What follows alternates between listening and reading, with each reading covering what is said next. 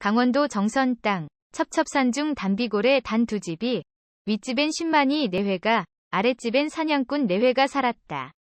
그들은 친형제처럼 내 것 네 것이 없었다. 어느 깊은 가을날, 산삼을 캐러 간 신만이가 밤이 늦도록 돌아오지 않아 신만이 부인은 쪽마루에 걸터 앉아 남편 오기만을 기다리는데 아랫집 사냥꾼이 올라와 한다는 말씀이 형수님, 우리 집사람 여기 안 왔습니까? 신만이와 사냥꾼 마누라가 눈이 맞아 도망쳐버린 것이다. 신만이 부인은 식음을 전폐하고 드러누워버렸는데 연놈들을 찾으러 간다며 대처로 나갔다가 3일 만에 헛걸음을 치고 돌아온 사냥꾼이 형수님, 이러시면 안 됩니다. 일어나 이것 좀 드세요. 하고 음식을 권했다. 아랫집에서는 생오라비가, 윗집에서는 생과부가 분노와 한숨으로 살아가다가 눈이 펄펄 오던 어느 겨울날 밤, 사냥꾼이 술냄새를 풍기며 윗집 생과부 방으로 들어가자 그녀도 기다렸다는 듯이 품에 안겨 광란의 밤을 보냈다. 자연스럽게 두 사람은 가시버시가 되어 새살림을 차렸다. 사냥꾼은 신만이 부인을 형수님이라 부르는 대신 여보라 불렀고 그녀도 자연스럽게 사냥꾼을 서방님이라 불렀다. 사냥꾼은 하룻밤도 거르지 않고 신만이 부인의 고쟁이를 벗겼고 그녀는 새로운 반풀이에 심신이 들떴다. 지난 가을의 분노와 한숨은 까마득히 잊어버리고 새삶이 너무 짜릿해 웃음꽃이 질 날이 없었다. 꽃피고 새우는 화사한 봄날이 찾아왔다. 산나물을 뜯으러 산속으로 들어간 사냥꾼 새마누라는 사냥꾼이 좋아하는 곰치를 뜯으러 점점 깊이 들어가다 깜짝 놀라 걸음을 멈췄다. 바위 사이 풀 속에 처박힌 시체. 그것은 사냥꾼 부인과 도망쳤다던 남편 신만이었다. 움켜진 오른손을 펴자 단추 하나가 나왔다. 그녀는 단추를 들고 허겁지겁 집으로 돌아왔다. 가을에 입던 사냥꾼의 조끼를 꺼내자 단추 하나가 떨어졌고 나머지 단추와 그녀가 갖고 온 단추는 같은 모양새였다. 사냥꾼이 방으로 따라 들어와 방바닥에 엎드려 울면서 용서해 주시오. 당신을 처음 본 순간부터 나는 미칠 것만 같았소. 으흐흐흐. 망연자실 천장만 바라보던 부인이 조끼와 단추를 들고 나가더니 부엌아궁이 불 속에 던져버리고 방으로 들어와 배시시 웃으며 나도 서방님 품에 안기는 꿈을 수없이 꾸었습니다. 사냥꾼이 감격하여 그녀를 안았다. 운우가 지나고 땀을 훔치지도 않고 속치마만 걸친 채 그녀는 부엌에서 술상을 차려왔다. 사냥꾼이 하초만 가린 채 벌컥벌컥 술잔을 단숨에 비우고 그리고 초점 잃은 윤을 크게 뜨더니 피를 토하며 꼬꾸라졌다. 지아비를 죽인 원수를 갚았다. 이튿날 산속으로 들어간 그녀는 억울하게 죽은 신만이 시체를 수습하여 땅에 묻고 술을 따라 재를 올렸다. 사냥꾼의 시신도 수습해서 양지 바른 곳에 묻고 술을 따랐다. 지아비를 죽인 원수지만 그 또한 5달 동안 살을 섞은 지아비가 아닌가. 거름더미 속에 파묻혀 있던 사냥꾼 부인의 시체도 찾아내 땅에 묻었다. 그날 밤 단비골 2집엔 시뻘건 불길이 치솟아 오르고 그녀는 어디론가 종적을 감췄다.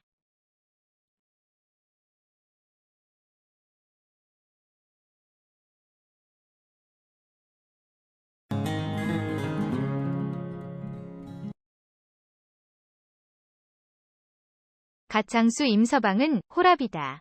부자는 아니더라도 보릿고개 걱정 없이 조신한 마누라와 떡두꺼비 같은 아들 하나를 두고 살갑게 살았는데 그 마누라가 둘째 애를 낳다가 세상을 떠난 것이다. 임서방은 장사도 접은 채 3살배기 아들을 둘러업고 핏덩어리 둘째 딸아이는 포대기에 쌓아안고 이 집 저 집, 강 건너 남의 동네까지 다니면서 젖동냥하는 게 일이 됐다. 3년을 그렇게 살다가 매파할미 중매로 과부와 재혼을 하게 됐다. 과부는 딸 셋을 데리고 들어왔다. 식구가 7으로 늘어나자 쌀독이 쑥쑥 줄고 달아 없어지는 신발도 불감당이라 임서방은 거의 4년 만에 갓장수를 다시 하지 않을 수 없게 되었다. 임서방이 만들어 놓은 갓을 싸들고 외장을 떠돌자 자나깨나 걱정하던 일이 현실로 나타났다. 새 마누라가 임서방 아이 둘을 구박하기 시작한 것이다. 새 마누라는 임서방이 집에서 갓을 만들 때에는 제가 낳은 새끼인 양, 임서방의 남매를 보듬어줬다. 그러나 임서방이 집을 나서기만 하면 온갖 학대를 다했다. 매질에다 밥 굶기기 일쑤여서 어린 남매는 개 밥그릇에 보리쌀도 주워 먹고 남의 집 채반에 얹어놓은 누룽지도 훔쳐 먹었다. 어린 남매가 배고파서 이 집 저 집 몰래 들어가 닥치는 대로 훔쳐 먹으니 동네에서도 불쌍하다는 생각보다 손버릇 나쁜 아이들로 낙인이 찍혀 그만 동네의 애물단지가 됐다. 두 남매는 거짓골에 버짐 난 머리엔 새집이 들어설 판이었다.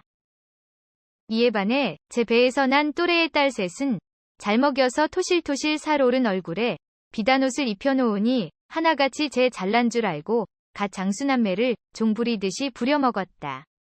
한두 해가 지나자 새엄마라는 여자는 얌전한 갓 장수 임서방의 눈치를 보는 것도 집어치웠다.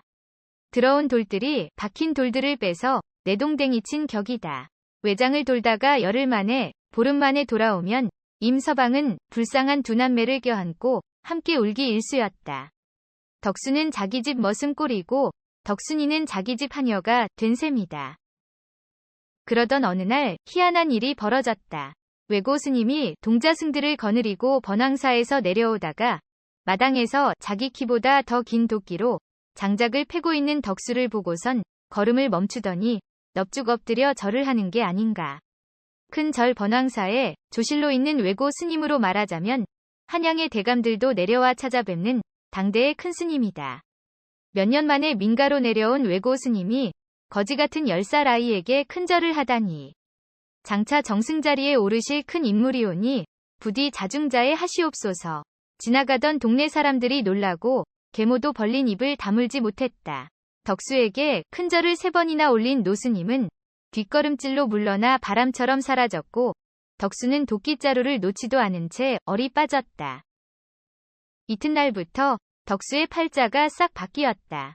흰쌀밥에 고기 반찬을 먹고 비단옷을 입은 채 계모의 손을 잡고 서당으로 갔다. 이미 소문을 들어 알고 있던 훈장님은 버선발로 내려와 덕수를 데리고 서당 안으로 모셨다. 학동들도 눈치가 빨라 덕수를 상전 떠받들듯이 대했다. 훗날 정승의 친구가 되고픈 것이다. 큰 스님의 절을 받기 며칠 전만 해도 덕수를 거지 취급하던 동네 사람들도 10살 꼬맹이 덕수에게 잘 보이려고 야단이 났다. 소문을 들은 고을 사또도 개엿이다, 육아다, 호두를 한 고리짝 가져와서 덕수에게 머리를 조아렸다. 그렇게 1년이 지났을 무렵 훈장님이 고개를 갸우뚱하기 시작했다.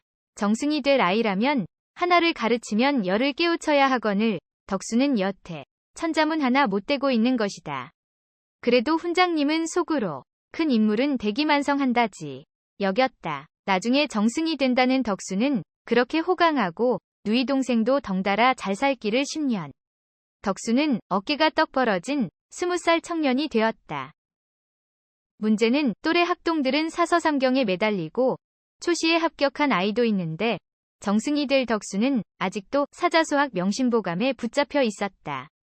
어느 봄날 덕수는 산속을 걸어 번왕사를 찾아가 조실외고 스님 앞에 무릎 꿇고 앉아 물어봤다. 스님, 소인은 언제 과거에부터 언제 정승이 됩니까? 스님이 호탕하게 껄껄 웃고 나서 말했다.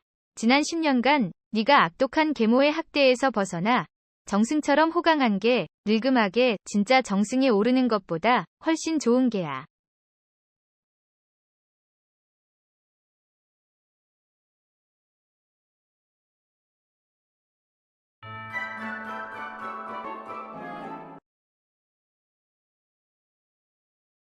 갑과 을 두 사람이 어느 날 음양에 관한 일을 논하였다.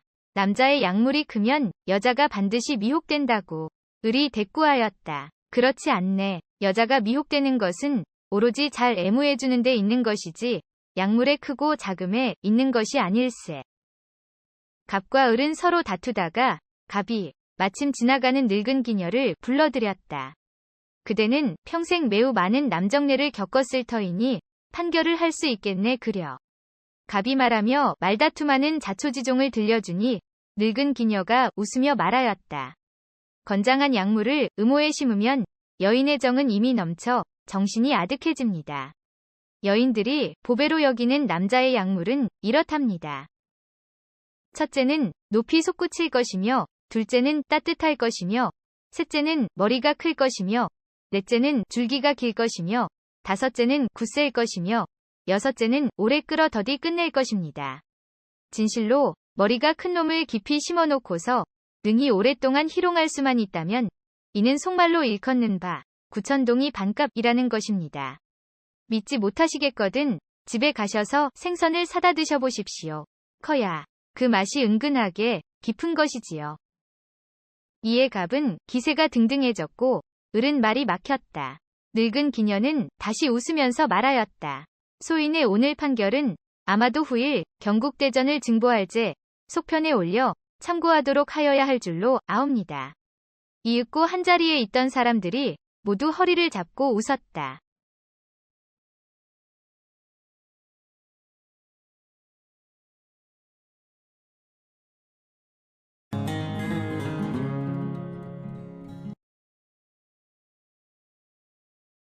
상주 고을에 우열을 가릴 수 없는 부잣집이 둘이 있었으니 한 집은 홍초씨, 다른 한 집은 곽진사였다.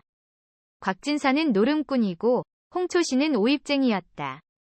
두 사람 모두 부모를 잘 만나 물려받은 논밭으로 천석군 부자가 되었는데 짜맞춘 듯이 둘 다 개차반이다. 부친이 비슷한 시기에 황천길로 가자 탈상도 하기 전에 본색을 드러내기 시작했다. 두 사람 모두 개망나니 짓을 하지만 길은 달랐다. 곽진사의 노름꾼 기질은 어릴 때부터 나타나 모든 게 내기 대상이었다. 서당 다닐 때도 석두가 오늘 훈장님 담뱃대로 알밤을 맞을까 안 맞을까. 내기할 사람 일전씩 걸어 풍뎅이 목을 비틀어 마룻바닥에 놓고 누구 풍뎅이가 오래 도는지 내기를 하고 딱지치기 구슬치기도 그냥 하는 법이 없더니 머리가 굵어지자 저녁마다 투전판을 돌기 시작했다. 홍초씨의 엽색 편력도 화려하다. 머리에 피도 안 마른 녀석이 물동이 이고 가는 처녀 치마를 걷어올리고 여름밤이면 개울가 소나무 위에 몸을 숨겨 동네 여자들이 멱 감는 모습을 보고 장가가기 바로 전해인 12살 땐 40이 넘은 찬모방을 들락거렸다. 노름꾼, 오입쟁이는 부친의 눈치를 살펴야 했는데 이제 잔소리꾼들이 이승을 하직했으니 그들 세상이 된 것이다. 더구나 노름미천, 엽색 자금까지 두둑이 남겨두고 갔으니 더 이상 바랄 것이 없다. 노름꾼 곽진사는 울면서 바짓가랑이를 잡는 마누라를 뿌리치고 문전옥답 팔아 치운 돈보따리를 싸들고 김천으로 원정도박을 갔다. 오입쟁이 홍초씨는 어린 기생 머리를 얹어주고 논문서를 기생 어미에게 맡긴 뒤 기생과 말을 타고 금강산 유람을 갔다. 동네 사람들이 느티나무 아래 모였다 하면 화두는 언제나 곽진사와 홍초씨였다. 어느 집이 더 빨리 망할지 알 길은 없지만 두 집 모두 망하는 건 틀림없는 일이야. 살림을 다 털어먹고 적수공권이 되면 두 사람은 어떻게 될까? 의견들이 분분했는데 길 가다 땀을 닦으며 느티나무 아래서 쉬던 땡추가 입을 열었다. 노름판에서 문전옥답이 다 날아가도 노름꾼 마누라는 잠을 자지만 다른 년과 붙어 자는 오입쟁이의 마누라는 잠 한숨 못 자는 법이여. 노름꾼 곽진사는 밤새 돈을 다 잃어도 터덜터덜 집에 와서 마누라 고쟁이를 벗기고 밤이를 치렀다. 10년이 흐르자 사람들 예측대로 두 집 모두 거덜이 났다. 그러나 땡추의 예언대로 두망나니의 처지는 달랐다. 노름꾼 곽진사 마누라는 주막을 차려 밥 굶을 걱정은 면해 곽진사는 마고자를 입고 동네 마실도 다니는데 오입쟁이 홍초씨는 돈이 떨어지자 셋째 첩, 둘째 첩, 첫째 첩으로부터 차례대로 문전박대를 당하더니 마누라한테도 쫓겨나 기생집 하인 노릇을 하고 있었다.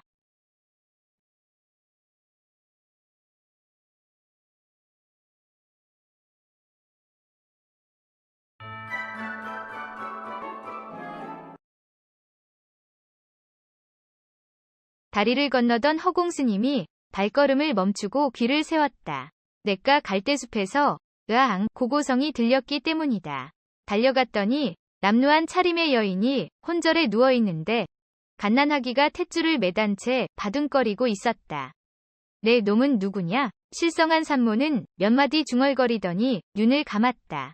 어미의 하혈에 새빨갛게 물든 아기를 안아 탯줄을 끊고 냇물에 씻기니 고추를 단 놈이 사지를 바둥거렸다. 죽은 산모를 산자락에 묻어주고 다락망태에 아기를 넣고 동네로 가 젖 나오는 산모를 찾았다. 이튿날부터 이 마을 저 마을 다니며 젖동량을 하는 게 허공스님의 일이 되었다. 3년이 흐른 어느 날 새벽, 아이 울음소리에 나가보니 암자박 돌계단에 강보에 쌓인 아기가 울고 있는 게 아닌가. 이리저리 둘러봐도 아무도 보이지 않았다. 이 무슨 팔자인가. 허공스님은 긴 한숨을 토하며 아기를 안고 암자로 들어갔다. 강보를 열어보니 딸아이다. 4살 먹은 동자승 허암은 제 앞가림을 하고 가벼운 심부름도 해. 허공스님이 아기를 안고 동네에 젖동량을 나갈 때 혼자서 암자를 지켰다.